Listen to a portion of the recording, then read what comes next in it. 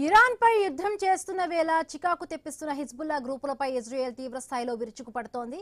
Lebanon రాజధాని బీరూట్లో ఉన్న Hezbollah స్థావరాలపై డ్రోన్లతో అటాక్ చేసింది. టెబినైన్ ప్రాంతంలో కదులుతున్న వాహనంపై డ్రోన్ దాడి చేసింది. అలాగే ద్విర్ నగరంపై వైమానిక దాడులకు దిగుతోంది. దీంతో లెబనాన్లోని దక్షిణ ప్రాంతాలు పేలుళ్లతో దద్దరిల్లుతూ ఉన్నాయి.